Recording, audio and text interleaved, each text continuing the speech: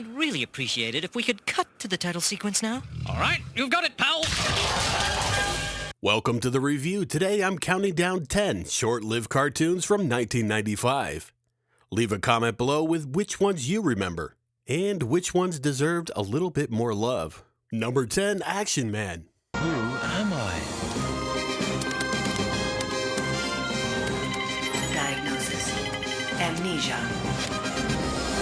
If you grew up in the mid-90s, you might remember Action Man, the cartoon that somehow managed to be both a knockoff and iconic at the same time, based on the UK toy line of the same name, which itself was basically a British G.I. Joe. The show followed the ultra-capable Action Man, a British hero leading a multinational task force known as the Action Team. I have to move fast and hard.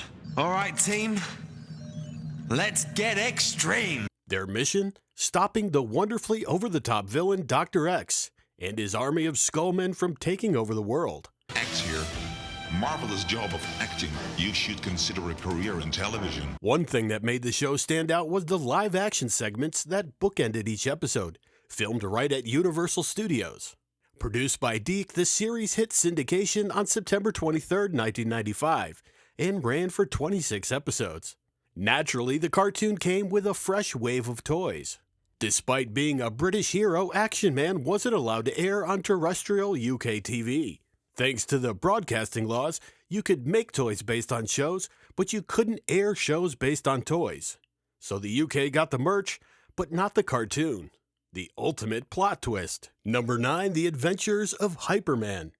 Unfortunately, our bashful hero finds he is somewhat tongue-tied, and so while Stud Puppy helps untangle our epiglottically challenged hero, Emma offers her services with the latest in radar and satellite technology. Now here's a show that feels extremely 1995. The Adventures of Hyperman was based on an IBM CD-ROM game, back when companies were still convinced CD-ROMs were the future of human entertainment. The series followed Hyperman, an intergalactic sheriff battling the wonderfully goofy villain Entrope, and his sidekick, the delightfully chaotic Kid Chaos. Hyperman wasn't alone, though. He had backup from Stud Puppy and 13-year-old science prodigy Emma C. Squared. Her name was literally a pun on Einstein's E=mc². Fun fact, the only voice actor who appeared in both the CD-ROM game and the animated series was the legendary Frank Welker. Because if you needed a voice in the 90s, chances are Frank Welker was the man. The rest of the cast included Tamara Mowry and Max Casella, adding a surprising amount of star power for a show hardly anyone remembers. If Stephanie says there'll be sunny skies, well, we better get cracking on that arc. Really, she's never right. Premiering on CBS on October 15th, 1995, the series ran for just 13 episodes.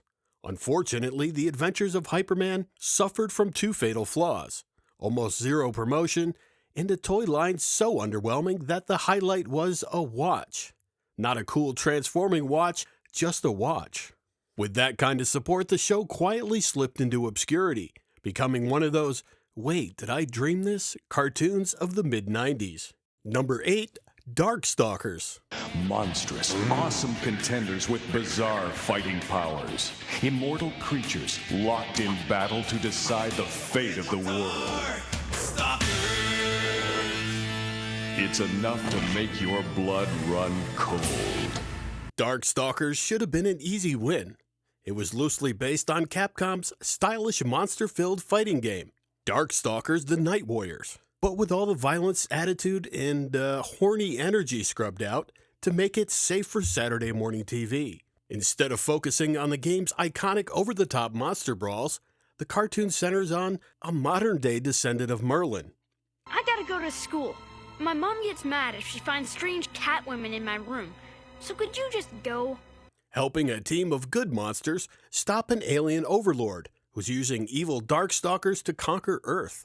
I don't want the world. I just want to be left alone.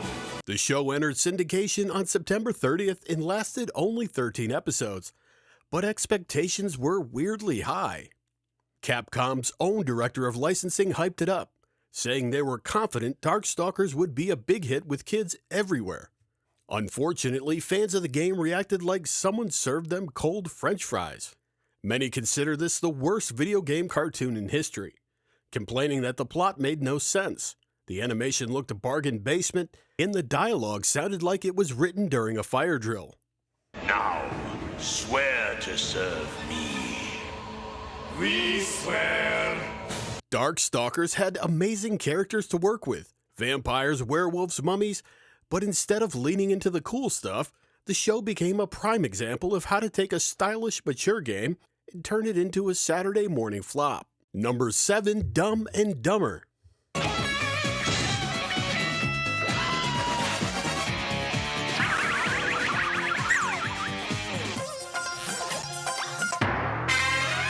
Based on the smash hit 1994 film, the Dumb and Dumber cartoon follows Lloyd and Harry as they continue their brain cell challenged misadventures, this time cruising around in their dog-shaped van, now officially named Otto. And because the duo clearly needed someone in the room with an IQ above freezing temperature, the show introduces Kitty, a purple beaver who's somehow smarter than both of them combined. Go find a 59-minute photo, Kitty, and meet us back here in a half hour. The voice cast was surprisingly stacked. Matt Frewer voiced Lloyd, Bill Fagerbacke voiced Harry, and Tom Kenny voiced Weenie the dog. That's Max Headroom, Patrick Star, and SpongeBob, all in one cartoon. But our kitty cat's up there. Can you go check? If this show had nothing else going for it, at least the voice booth must have been fun.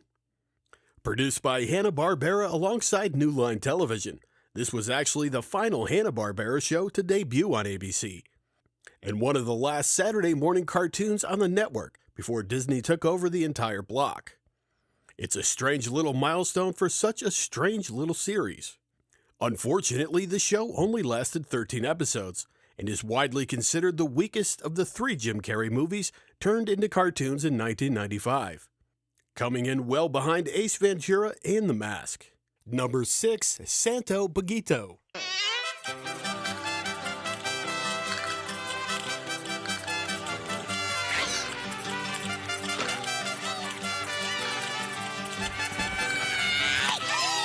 From the creative minds behind Rugrats came something a little buggier. Santo Bugito takes place in a tiny border town between Texas and Mexico. Except the residents aren't people, they're insects. Carmen and her ant husband run the local diner, where all kinds of strange chattering bug regulars stop by to unwind, gossip, and stumble into oddball misadventures. The show had that familiar Rugrats-style charm and rubbery animation, but with a Latino twist and a whole lot more exoskeletons. Most episodes are simple slice-of-life stories. If your life involves cicadas, beetles, and mosquitoes arguing over lunch specials. And honestly, the humor works. The show lives or dies on character banter, and for the most part, the cast keep things entertaining. Premiering September 16th on CBS, Santo Bugito ran for a single season of 13 episodes. However, the biggest complaint was pacing. Each story felt stretched to fill the full 23-minute runtime. This was a show built for 2 11-minute segments, not one long, slightly saggy one. Still, for a cartoon about bugs hanging out at a Tex-Mex diner, it had way more heart and laughs than anyone expected. How could I be so flea-brained? After these messages, we'll be right back. Number 5, the Shnookums and Meat Funny Cartoon Show. Look at us! We're gods! Let's take a look in the mirror. Now this one is truly a cartoon family tree. The Shnookums and Meat Funny Cartoon Show was a spin-off of a spin-off. Shnookums and Meat first appeared on Marsupilami, which itself sprang from raw tunage. By the time this show hit the air, Disney was clearly trying to break away from its squeaky clean image and hop onto the edgy 90s cartoon trend dominated by shows like Ren and Stimpy and Rocko's Modern Life. The series was split into 3 segments. The Shnookums and Meat segment featured a chaotic cat and dog, Shnookums voiced by Jason Marsden, and Meat voiced by Frank Welker. Their segments are pure slapstick mayhem, full of noise, nonsense, and the kind of gross-out humor Disney usually didn't touch. Another segment was Pith Possum, Super Dynamic Possum of Tomorrow. It was a superhero parody starring a caped possum and his sidekick, the Wonder Raccoon. Think Batman if Batman were nocturnal, and occasionally hanging from a tree by his tail. Another segment was Tex Tinstar, Midnight Rider of the Plains. This was a send-up of old Wild West serials, with Cowboy Tex Tinstar and his bizarre posse, Smelly Deputy, Percy Lace Daisy, and Floyd the Insane Rattlesnake, chasing the outlaw gang known as the Wrong Riders. The tone is fast, silly, and intentionally over the top. The show ran in syndication for one season of 13 episodes, and while it never became a Disney classic, it did earn a cult following from kids who appreciated its off-the-wall energy. It stands out as that weird moment when Disney said, "Yeah, let's get weird too." Number 4, Tenko and the Guardians of the Magic.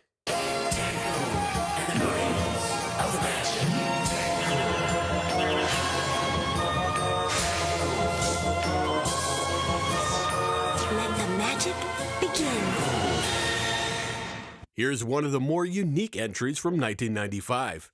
Tenko and the Guardians of the Magic, inspired by real-life Japanese magician and pop star, Princess Tenko.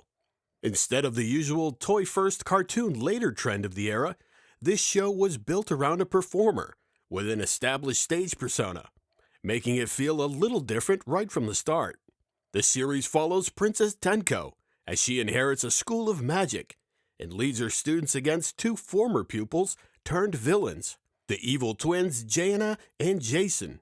Their battle centers around the powerful Starfire gems, mystical crystals with just enough backstory to keep the plot moving and the toy designers busy.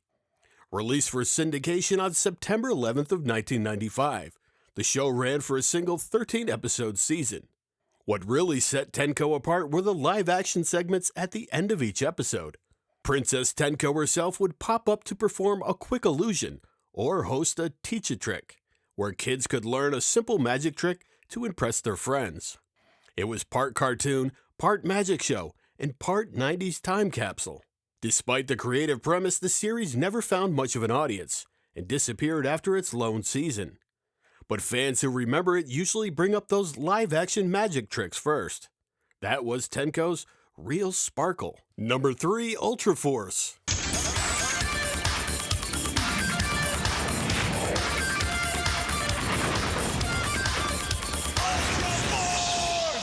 Ultras, once ordinary people, now superpowered forces of chaos, spreading terror across the globe, with threats like the vampiric rune, the flaming-headed Lord Pumpkin, and the sludge-spewing, sludge. The world needed a team that could actually hit back. Enter Ultraforce. Led by Hardcase, the first Ultra to go public. The team included heavy hitters like super strong teen hero Prime, Amazonian warrior queen Topaz, armored military experiment Prototype, undead detective Ghoul, and the mysterious strategist Contrary. If the X-Men, Avengers, and Image Comics characters all collided at once, you'd get something that looked a lot like Ultraforce. Produced by Deke Entertainment and Bobot Entertainment, the show was based on Malibu Comics' Ultraforce series, part of the short-lived but ambitious Ultraverse line. It premiered in the syndicated Amazing Adventures 2 block on USA Network in September of 1995, complete with a Galoob action toy line ready to go. Ultra cool! Despite the big roster, big villains, and big 90s attitude, Ultraforce only lasted for one season of 13 episodes. Still, fans who caught it during its original run tend to remember it fondly, most for its wild characters, comic book energy, and the fact that it was unapologetically, unmistakably 1995. Just a Zook pod? I saw what it did to you. Yeah, well, it makes you feel good. So it like buffs you out, okay? Number 2, Earthworm Jim. Earthworm Jim! We think he's mighty fine! Earthworm Jim! A hero for all time! Earthworm Jim! Hooray for him! Yo spoilkas Jim! Groovy! Based on the hit video game series, Earthworm Jim brought the franchise's bizarre humor, surreal characters, and total disregard for logic straight to Saturday mornings. Most episodes follow Jim trying to protect this super-powered spacesuit from the show's parade of weird villains. Psy-Crow, Queen Slug for a Butt, Evil the Cat, basically a who's who of 90s cartoon chaos. But in true Earthworm Jim fashion, not every adventure is galaxy-shattering. Sometimes Jim deals with everyday worm problems, like errands, bad dates, or existential crises. The show constantly breaks the fourth wall too, with characters talking directly to the audience and even arguing with the narrator. Premiering in September as part of the kids' WB lineup, the series ran for 23 episodes and captured the spirit of the game better than most adaptations of the era. And of course, it spawned a toy line from Playmates, complete with multiple Jim variants: Peter Puppy, Princess What's-Her-Name, and the iconic Pocket Rocket. There was even a rare mail-in reprint of Jim in a green suit, because the 90s demanded at least one chase variant. Number 1, Street Fighter. And together they will triumph against the forces of evil.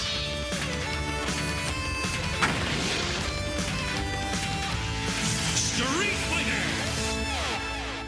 Based on the legendary Street Fighter video game franchise, this animated series aired as part of USA Network's Cartoon Express in the Action Extreme block. And as a huge Street Fighter II kid myself, this one definitely lives rent-free in the nostalgia corner of my brain. The show follows Colonel William F. Guile, leader of the Street Fighters, an international team of martial artists dedicated to stopping evil wherever it pops up. The biggest threat? The always dramatic, always floating General Bison and his criminal empire. The team lives by 3 keywords: discipline, justice, commitment, which they repeat so often you'd think they were being paid by the motto. Discipline, justice, commitment. You forget the Street Fighter Code of Honor? We have done the code already!